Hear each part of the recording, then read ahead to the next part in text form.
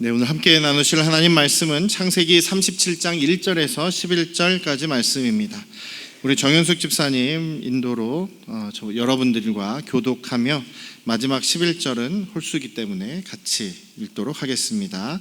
창세기 37장 1절에서 11절까지 말씀입니다. 봉독하겠습니다. 야곱이 가나안 땅 곧 그의 아버지가 거류하던 땅에 거주하였으니 족보는 이러하니라. 요셉이 17세의 소년으로서 그의 형들과 함께 양을 칠 때에 그의 아버지의 아내들 실바와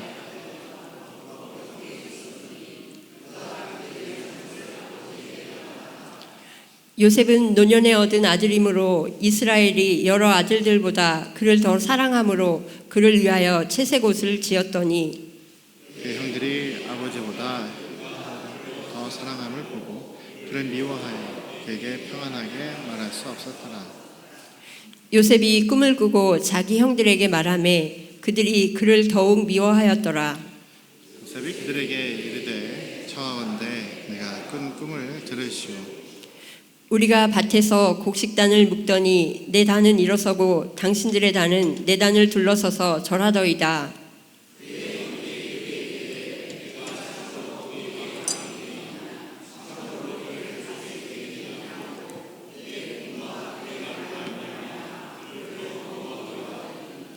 요셉이 다시 꿈을 꾸고 그의 형들에게 말하여 이르되 내가 또 꿈을 꾼즉 해와 달과 열한 별이 내게 절하더이다 하니라.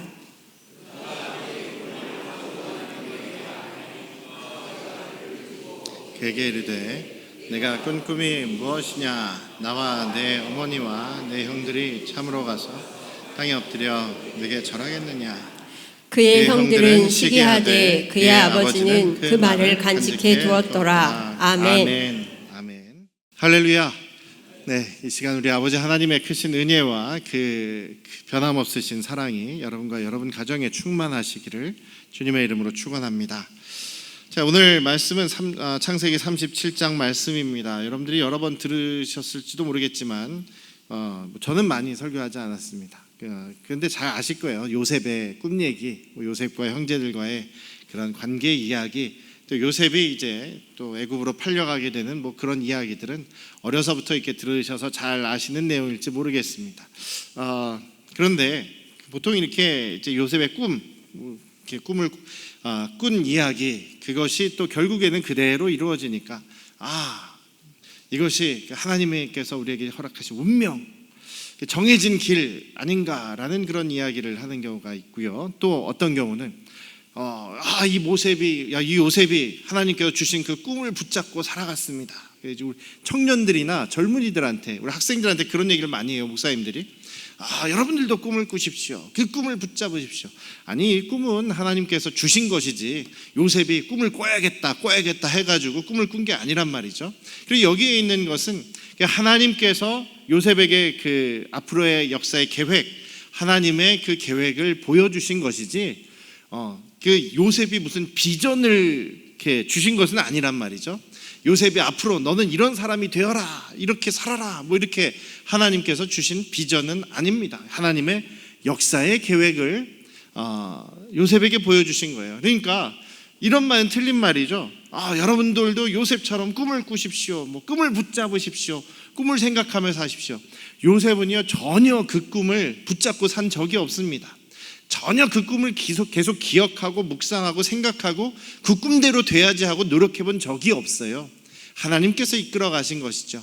나중에 자기가 정말 애굽의 총리가 돼서 형제들을 만나고 형제들이 정말 자기에게 절을 했을 때 그 꿈이 생각났다라고 성경에서 얘기합니다. 그 꿈이 생각났다.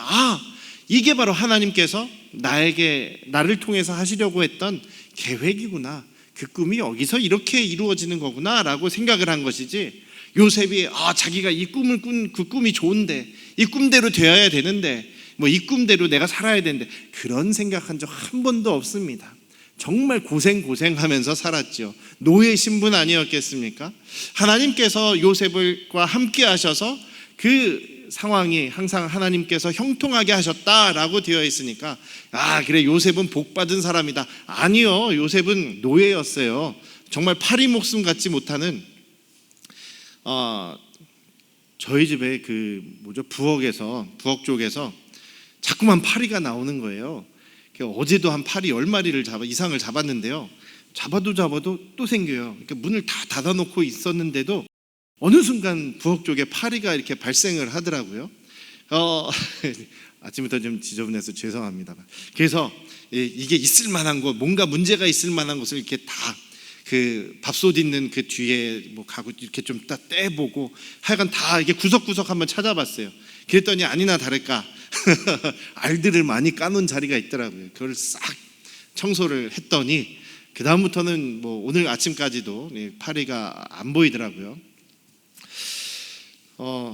왜 파리 얘기를 했죠? 무슨 얘기하다 그랬습니까? 요셉이 하고 파리가 무슨 관계가 있었죠? 노예가 맞아, 파리 목숨.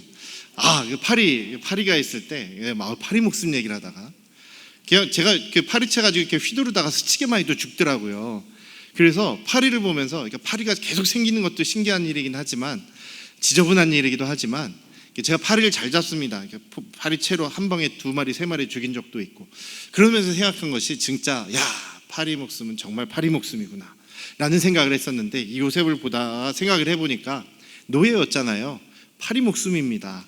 그냥 주인이 죽이면 죽는 그런 파리 목숨 같은 불안불안한 삶을 살았단 말이죠. 요셉을 여러분들이 요셉이 큰 일을 하고 나중에 큰 역사를 이루었다 이런 건 부러워할지 모르겠지만 그의 삶의 과정을 여러분들 부러워하실 필요는 없습니다. 꿈 한 번 꿨다가 그냥 고생하는 그런 일을 당하게 되는 모습이 요셉의 모습 아니겠습니까? 그런데 저는요, 여러분들께서는 여기 성경은 하나님께서 예언의 말씀을 주십니다. 그러면 대부분 그 일대로 그렇게 역사가 진행이 됩니다. 하나님께서 뜻을 바꾸시기도 하십니다. 뜻을 바꾸시는 경우가 모세의 경우나 아합의 경우나 요나의 경우나 저희가 나눴으니까 이제 기억하시겠습니다만 하나님께서는 회개하면 용서해 주십니다. 뜻을 돌이키시기도 하시는 하나님이십니다. 그런데 때때로 하나님께서 이 역사가 이렇게 흘러갈 것이다 라고 중요한 결정을 하셨을 때, 그것을 알려주셨을 때는 대부분 그런 그 결과대로 역사가 진행이 되죠. 그러다 보니까 그 과정까지도 그들의 삶의 모든 것이 다 하나님께서 쫙 계획하신 계획이다, 운명이다라고 생각하는 사람들이 너무나 많은 거예요. 저는 절대로 그렇지 않다라고 생각하고 또 그런 요셉도 고생하지 않습니까? 고생하는 인생을 삽니다. 야곱도 마찬가지고 요셉의 형제들도 참 마음고생 많이 하는 인생을 살아갑니다. 그런 고생하는 인생이 된 이유 중에 가장 큰 것이 관계의 문제다라는 것이죠. 여러분들은 어떠십니까? 여러분들은 어떤 가정 환경에서 자라나셨습니까? 저는 4남매였습니다. 누나가 3명, 제가 1명. 근데 저보다 더 이제 위에 연배가 되신, 우리보다 더 연배가 높으신 분들은 보통 가정에 몇 명이었어요? 막 5남매, 7남매, 8남매, 9남매 막 이런 식으로 대가족들이 모여 살지 않으셨습니까? 그러다 보니까 그 안에서 정말 여러 가지 일들이 일어나죠. 막 티격태격하기도 하고 어떤 경우는 정말 저 언니는 저 누나는 저 형은 저 동생은 항상 내 편이었어. 너무 좋아. 이런 좋은 기억도 있을 수 있고요. 그런 좋은 관계 혹은 안 좋았던 관계들이 우리의 그 삶에 영향을 많이 끼치지 않습니까? 집안에서 부모님들과 함께 사는 게 너무나 싫었던 분들은 내가 빨리 내 고등학교만 졸업해봐라. 내가 빨리 결혼을 해서라도 내가 이 집을 탈출해야겠다. 이런 생각을 하신 분들도 있고 내가 우리 부모님이 나하고 이렇게 사이가 안 좋은데 나한테 이렇게 못하시는데 교회 다니라고 자꾸만 그러니까 난 교회 절대로 안 다닐 거야. 나는 신앙을 절대로 안 가질 거야. 난 예수 안 믿을 거야. 이런 분들도 있고 반대로 내가 우리 누나 때문에 아니 우리 형 때문에 나는 당연히 우리 형이 믿는 예수님이라면 나도 믿어야지. 이렇게 해서 예수님을 믿게 되는 믿음의 자리로 들어가는 그런 경우들도 많이 있게 되겠죠. 모든 것이 다 관계의 문제가 굉장히 우리의 삶 속에서 중요하다라는 것을 여러분들도 아마 알고 계실 것입니다. 믿음은 관계라는 말씀을 드렸습니다. 예수님과 나와 내가 예수님을 나의 주인으로 주님으로 모시는 것이 예수님을 영접하는 것이다라고 말씀드렸죠. 그러면 우리 예수님과 나와의 그런 관계가 만들어집니다. 예수님이 나의 주님이시고 나는 예수님의 종이고, 혹은 예수님은 나의 그리스도시고 메시아시고 구원자시고 나는 예수님의 제자로서 이런 관계가 맺어지죠. 예수님의 영이 우리에게 임하심으로 우리는 하나님과 아버지와 아들, 딸의 관계가 맺어지게 되는 것입니다. 그래서 관계가 너무나 중요하고, 우리가 예수님을 믿음으로 인해 우리는 다 한 하나님을 아버지로 두고 함께 살아가는 가족이 되는 것, 가족의 관계가 되는 것, 다 모든 것이 관계입니다. 그래서 예수님께서도 가장 크고 중요한 계명은 하나님을 사랑하고, 정말 하나님을, 내 마음을, 모든 것을 다해 하나님을 사랑하는 것이다. 하나님과의 관계의 계명이고, 두 번째는 똑같이 중요하다. 이웃들과의 관계 속에서 이웃을 내 자신처럼, 내 몸처럼 사랑해라 라고 한 것, 그것이 또 크고 가장 중요한 두 번째 계명이다라고 말씀해 주셨습니다. 관계에 대한 이야기거든요. 그래서 관계가 그만큼 중요합니다. 오늘 만약에 요셉이 지금 그 형들과 관계가 안 좋지 않았습니까? 만약에 좋았었다면 우리가 한번 생각해 볼 수가 있겠죠. 자, 요셉이 그 형제들과 관계가 안 좋을 수밖에 없었던 그런 원인 중에 큰 원인을 채색옷이라고 얘기를 합니다. 채색옷, 3절에 나오는 채색옷이죠. 노년에 얻은 아들이었다. 야곱이 한 91살 정도의 요셉을 낳습니다. 원래 요셉의 어머니가 라헬이죠. 야곱이 원래 라헬하고 결혼하려고 했지 않았습니까? 라헬하고 연애를 했습니다. 라헬이 둘째예요. 라헬을 너무나 사랑했습니다. 라헬하고 결혼하고 싶었는데 그 장인이 술수를 써가지고 큰 언니 레아를 먼저 그 야곱과 결혼을 시켜버리죠. 그래서 라헬을 얻기 위해서 다시 더 이렇게 시간을 들일 수밖에 없고 노력을 더할 수밖에 없었던 모습이 이제 야곱의 모습인데, 어쨌든 라헬을 사랑했기 때문에 너무나 그 차별이 심했어요. 레아와 라헬 사이에서 아내가 둘이었음에도 불구하고 이제 라헬만 막 이렇게 사랑을 했던 것이죠. 그런데 아이가 생기지 않습니다. 노년에 간신히 라헬이 첫 아이를 낳게 되는데 그것이 바로 요셉이었다. 그리고 나서 한참 후에 또 둘째를 낳게 되었는데 둘째가 베냐민이었죠. 근데 베냐민을 낳다가 죽게 됩니다. 그러다 보니 야곱이 노년에 얻은 정말 내가 사랑하는 여인에게서 낳은 아들이라고 해서 다른 아들이 그 전에 많이 있었음에도 불구하고 요셉만 그렇게 편애하는 겁니다. 요셉만 편애하는, 인간적으로는 살짝 이해가 될지도 모르겠습니다만 너무 편애하니까 다른 아들들의 그 시기와 질투를 받게 된 것이죠. 그래서 이 아들 요셉만을 사랑하는 그 모습을 이제 채색옷이라고 이제 이야기를 합니다. 이스라엘의 여러 아들들보다 그를 더 사랑하였으므로 그를 위하여 채색옷을 지어 주었다. 그런데 이 채색옷은요, 우리가 생각할 때 그냥 뭐 색동저고리, 뭐 색색깔, 우리 한복 옛날 어린 아이들이 입던 그런 색색깔의 호화스러운 그런 옷 저고리 정도로 생각하는데 그런 것은 아닙니다. 좀 더 중요한 의미가 있는데, 이 채색옷은요 그런 거예요. 다양한 색깔로 이루어진 옷인데 손이나 발까지 내려오는 소매가 달린 긴 겉옷, 치렁치렁한 긴 겉옷을 얘기합니다. 완전히 그 온몸을 두르고 있는 그런 두루마기 같은 그런 옷이라고 볼 수 있죠. 손이나 발까지 내려오는 그런 소매가 달린 긴 겉옷, 그리고 거기는 다양한 색깔로 이루어진 옷이다라는 겁니다. 그리고 그 옷은요 아마포라는 그런 그 옷감으로 만든 옷이랍니다. 근데 이 아마포로 만든 긴 그런 겉옷은 그 당시 혹은 그 이후에도 제사장들이 입던 옷과 같은 옷이에요. 그래서 이것은 단지 색동저고리 고급스러운 예쁜 비단 옷 이 정도의 의미가 아니라 그 가정의 장자, 그 아버지의 후계자, 그 부족의 후계자라는 의미가 있다는 겁니다. 그러니까 이 요셉이 태어나면서부터 채색옷을 입혔으니 형제들이 많이 있음에도 얘가 장자다, 얘가 내 후계자다, 이렇게 어려서부터 딱 찜을 해놓는 것이죠. 그리고 2절에 보면 이제 요셉도 17세 17살의 소년이었고 또 형제들과 함께 양도 쳤다 이렇게 얘기를 합니다. 이 양을 쳤다라고 하는데 양 치는 것이 굉장히 힘든 일이지 않습니까? 동물들 막 이렇게 보호하고 때때로 그 먼 데까지 가서 풀을 뜯겨야 되고 그러다 보니 노숙을 할 때도 많고 굉장히 힘든 일입니다. 그런데 이 채색옷은요, 일하기가 거의 불가능한 옷입니다. 힘든 일을 하기에 불가능한 옷이에요. 치렁치렁한 옷을 입고서는 양을 치고 하는 게 불가능한 일이죠. 그래서 요셉이 여기서도 양치는 일을 형제들이랑 했다 하는데, 가까운 데서, 집 앞에서, 집 근처에서 일할 때에는 그냥 같이 조금 이렇게 뭐 같이 일을 하다가 먼 데로 갔을 때, 여기 보니까 형제들, 나머지 형제들이 먼 곳까지 가서 양을 치게 되죠.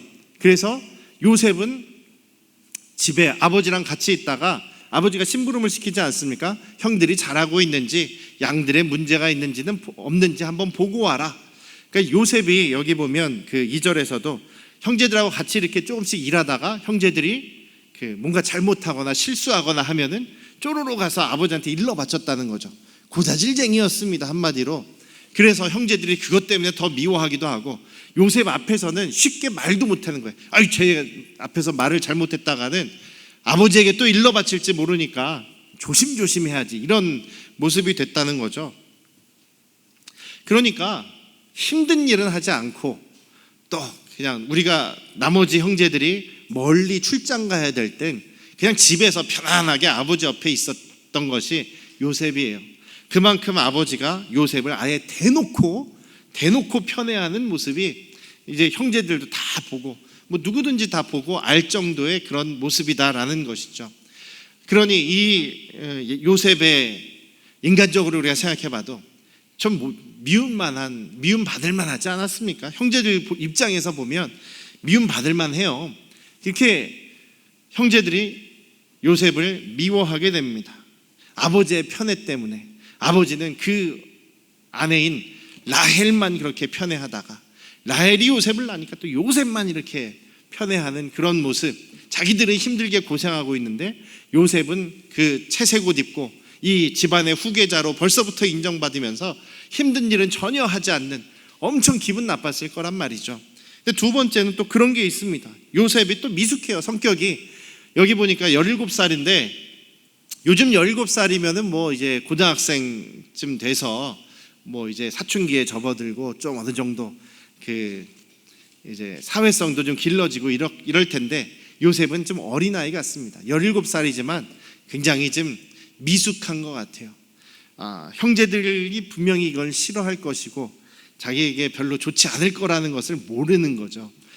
형제들이 그냥 뭔가 조금만 잘못하면 쪼르르 가서 아버지에게 막 이르는.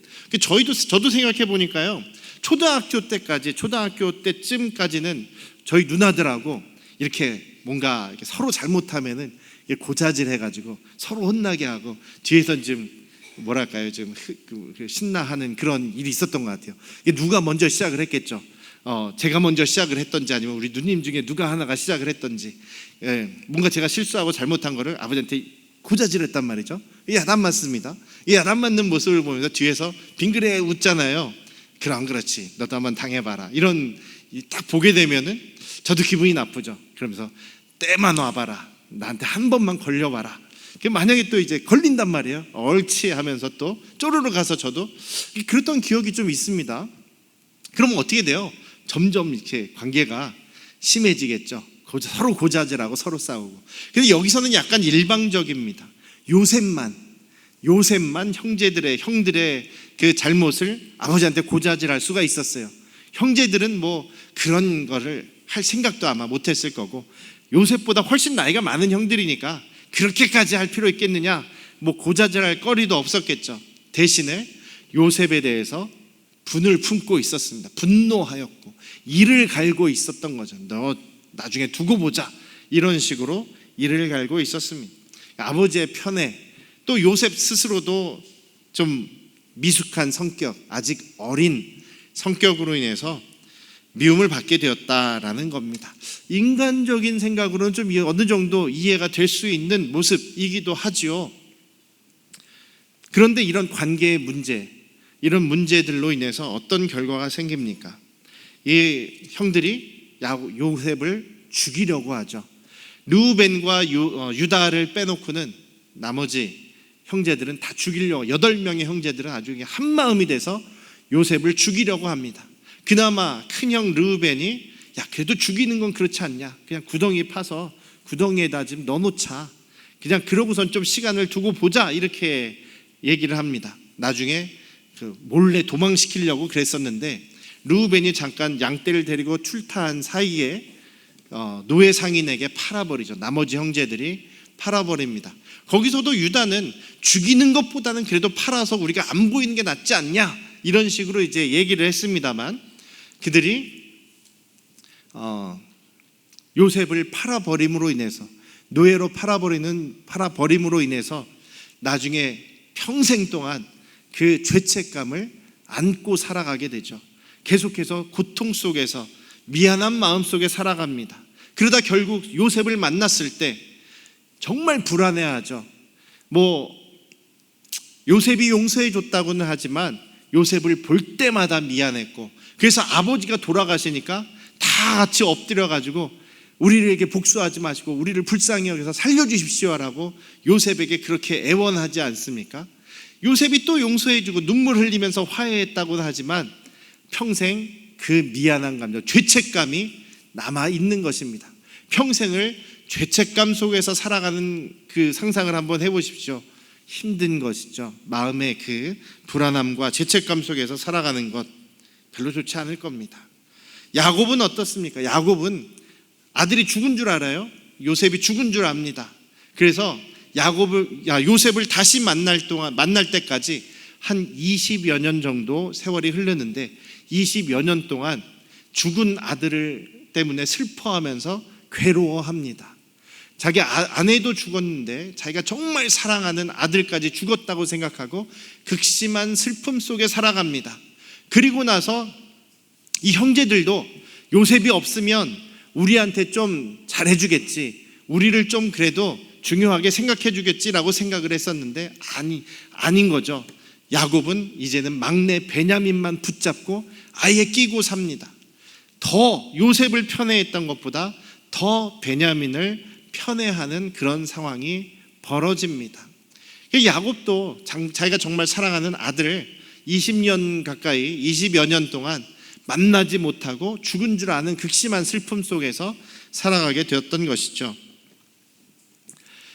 결과적으로 맨 마지막에는 하나님께서 정말 보여주셨던 꿈대로, 하나님의 그 계획대로 이들이 애굽에서 구원을 받고 이스라엘 민족이 또 크게 번영하게 되는 그런 결과가 나중에 있게 됩니다만, 하나님께서 요셉에게 보여주신 그 꿈은 하나님의 그 역사의 계획의 한 부분, 저들이 너에게 경배하게 될 것이다, 그거거든요.